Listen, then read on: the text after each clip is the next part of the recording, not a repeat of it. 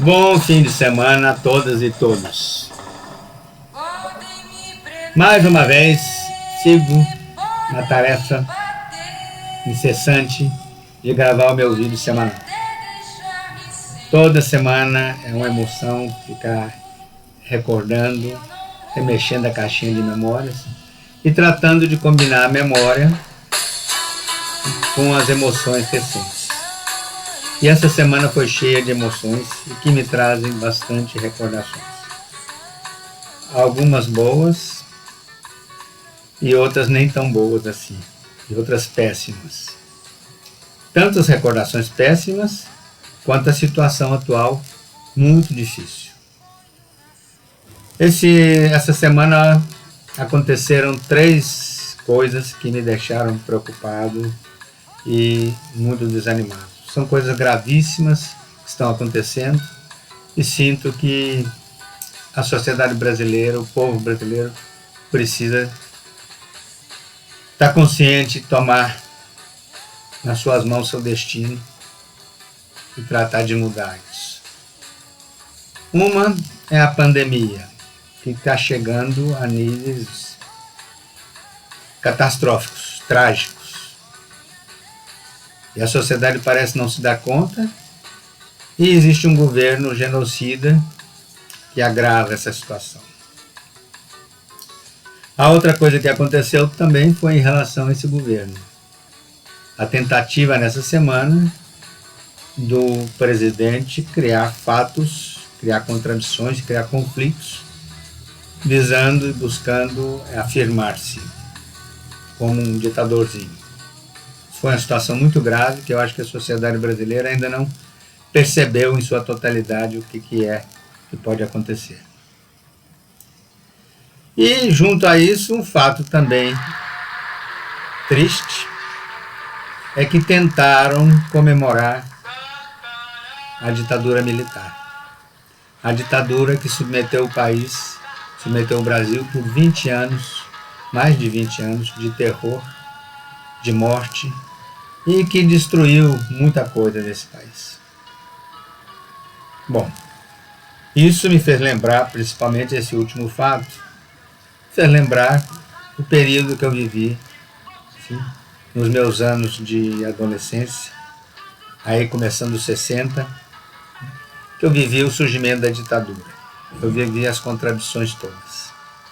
E é isso que eu vou tentar lembrar nos poucos minutos que vou gravar. Esse período para mim tem várias recordações, algumas boas, outras insensatas, inconsequentes.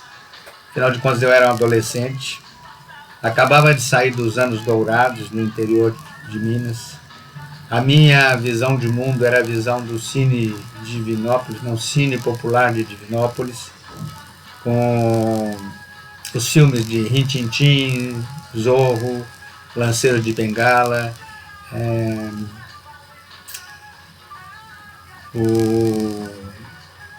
aquele filme francês também, Legião Estrangeira, sim? E os filmes de faroeste, a Cavalaria, Rin Tin Tin, né? A Cavalaria Norte-Americana, e os filmes também as séries. E nesses filmes, sim, os heróis eram sempre os mocinhos brancos, ou norte-americanos ou europeus. Os norte-americanos, né, eram os gringos matando os índios. E aí, óbvio, a gente torcia para quê? A gente torcia pela cavalaria. Né? Os índios iam escalpelar o mocinho, aí chegava a cavalaria, a molecada toda gritava, ei, chegou a cavalaria para salvar os mocinhos. E aí matava os índios, matava as mulheres, matava as crianças e tudo, mas a molecada sedenta de sangue, né? Os franceses matavam os muçulmanos, os árabes, na Argélia. A Legião Estrangeira era uma beleza. E os árabes, os mouros, eram maus, né? Sim? Então a Legião Estrangeira tinha aqueles mocinhos bonitinhos, né? A mocinha apaixonada por eles, e a gente torcia contra os mouros. E os filmes ingleses, Lanceiro de Bengala, quem teve a oportunidade de assistir, né, via, eu não sei bem onde que era, Bengala, deve ser pela região lá de Bengala, do Oriente, que os ingleses dominavam e matavam, né? os, os indianos, os hindus, e se revoltavam. E tinha também filmes sobre a China, né? Os heróis ocidentais tentando dominar a China. E tinha os alemães também, né? Lógico, vamos fazer. Tinha uns inimigos internos na Europa, que eram os alemães, que também eram bandidos. E a gente torcia para eles. Então eu fui criado assim, e uma criação dessa, com a visão ideológica dessa, não podia dar bom resultado, né? Então nos anos 60, no começo dos anos 60, eu mudei para Belo Horizonte. E aí meu horizonte começou a expandir um pouquinho. Eu gostava de sair sozinho, às vezes com alguns amigos, a gente corria nas ruas, a gente não matava a aula, mas para ir para a aula, depois da aula, a gente saía para passear na cidade, rodar a cidade. E nessa época houve muita agitação. E uma das coisas que eu gostava, que eu lembro, ia na Praça 7, então tinha aquele tumulto lá, jogando bomba, as bombas de gás estourando, o pessoal chutando as bombas, e eu correndo lá, também brincando, ajudando a chutar bomba e fazendo bobagem, né? Não estava muito consciente de perigo, de coisa, e nem sabia quem era quem, que lado era qual. Sabia que existiam os norte-americanos que eram bons, né? Que lutavam contra o comunismo, e existia um bando de comunistas que eram os maus, os russos, né? E que existia gente que queria trazer os russos para o Brasil. Obviamente eu estava do lado dos norte-americanos, né? Não sabia o que estava acontecendo, não, mas estava do lado dos norte-americanos. E a coisa era assim.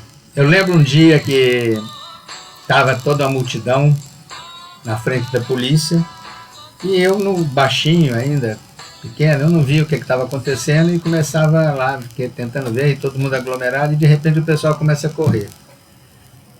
Eu também começo a correr, né?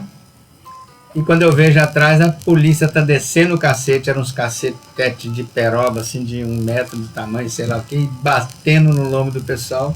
Eu estava correndo, administrando a corrida, né? Quando eu vejo aquela chalapada que dava, saio correndo, né? Mas era diversão ainda, a gente não via a consequência das coisas. Logo, vieram as marchas com Deus e a família, pela propriedade, eu acho que chamava assim, né?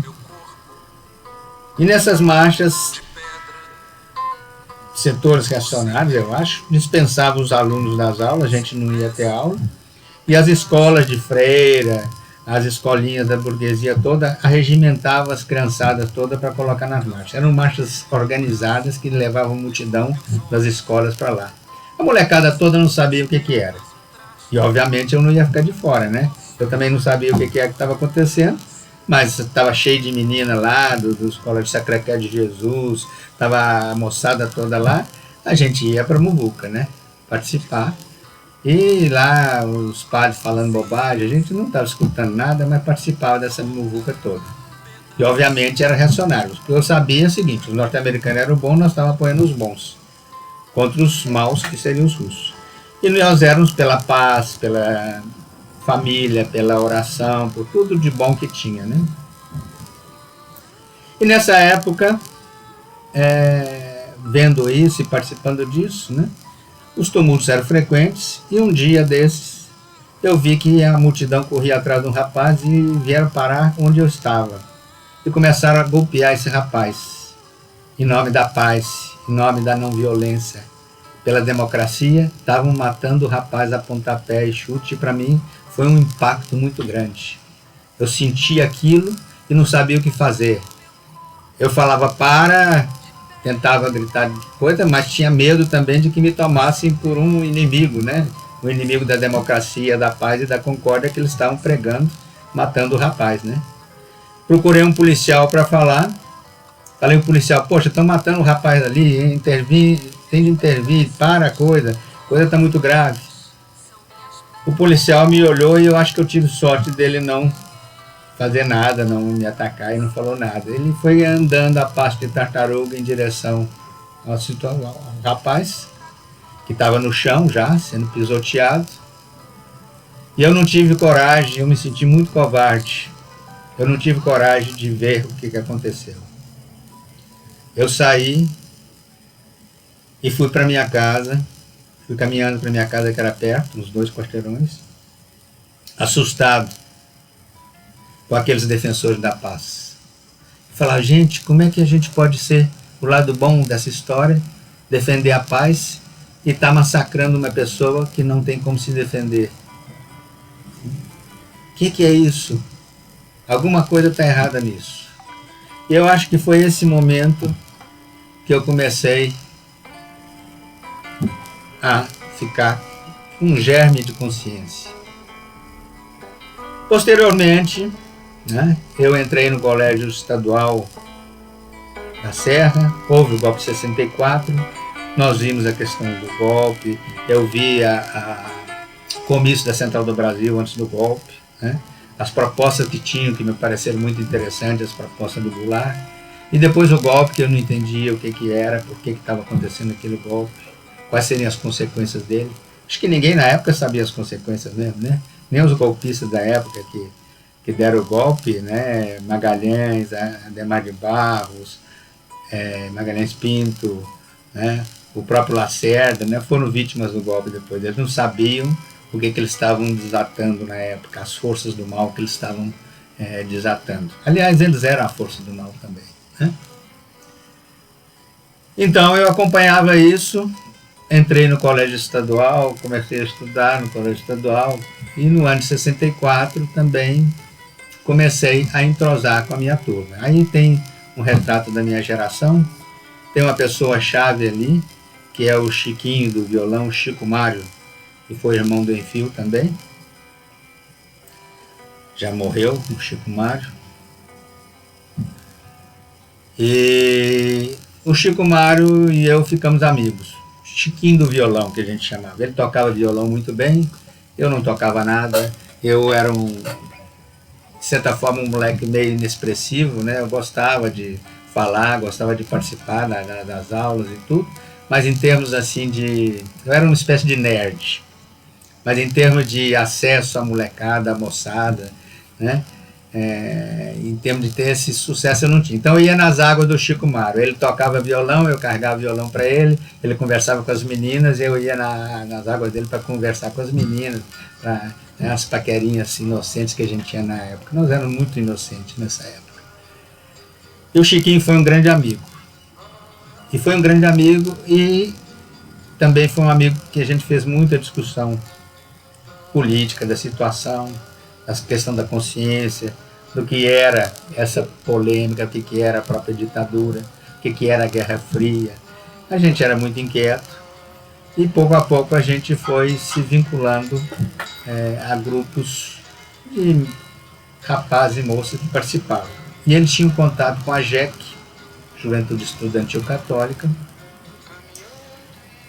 e me propôs entrar para a JEC. Nessa época eu já não era religioso, nunca fui católico, e eu questionei, não, eu não sou católico, não faço juventude católica, não, mas é que aqui a gente discute a política, a gente discute a situação do país, nós estamos tomando iniciativa de organização de jovens, etc. E tal. E eu entrei nessa situação, não me arrependo, porque muita gente diz que entrou e foi manipulado, né? Eu não fui manipulado, eu buscava um caminho. Inclusive, nessa época, eu lia muito, né? Comecei a participar junto com o Convento dos Dominicanos também, discutir as coisas e tentando avançar na minha consciência, né? E começamos a participar da Juventude Estudantil Católica e participar do que acontecia, né? Foi a época que começaram a haver manifestações, greves nos anos 60, 65, 64. Nos anos 64 tiveram os festivais da juventude, se eu não me lembro mal, né? E algumas músicas, o Menino das Laranjas, né? Surgindo Elis, a Jangada Vai Sair para o Mar, né? Opinião, um grupo de opinião. E a gente começou a curtir esse tipo de música, o Chiquinho tocava violão, né? A gente comecei a comprar os discos, levar inclusive para minha família. Havia um entusiasmo muito grande de minha parte por essa manifestação cultural, a Suíte dos Pescadores. E assim foi se formando um pouco no início dessa minha consciência, da minha visão política. Esse período de 64 a 65, 66 foi fundamental para o resto da minha vida. Como foi fundamental também para todo o país, né? Foi uma geração que viveu intensamente. Tivemos muitos momentos de alegria e de construção, porque nós sentíamos que nós éramos vivos, que estávamos atuando e estávamos construindo um futuro. Um futuro que seria de resistência e seria um futuro glorioso, né? Nessa época também foi que começou a endurecer o regime militar. Começaram a proibição das entidades estudantis que a gente participava, começaram as repressões aos movimentos culturais. E eu lembro que nessa época nós atuamos muito em defesa da UNE, da UBS e da Organização dos Estudantes. E fomos duramente atacados, culminando no ano de 68 com as grandes manifestações e greves, manifestações estudantis, a morte do Edson Luiz e uma rebelião que eu nunca vi igual no país todo dos estudantes. Em Belo Horizonte houve uma rebelião muito grande, com o congresso da UNE, que foi reprimido e prenderam mais de 1000 pessoas naquele congresso. E depois do ato, tivemos greve dos bancários também em Belo Horizonte, uma greve muito forte, greve de metalúrgicos. E depois, em 68, tivemos o ato institucional número 5, o AI-5, famigerado AI-5, que aí submeteu o país realmente ao terror aberto. Foi uma nova época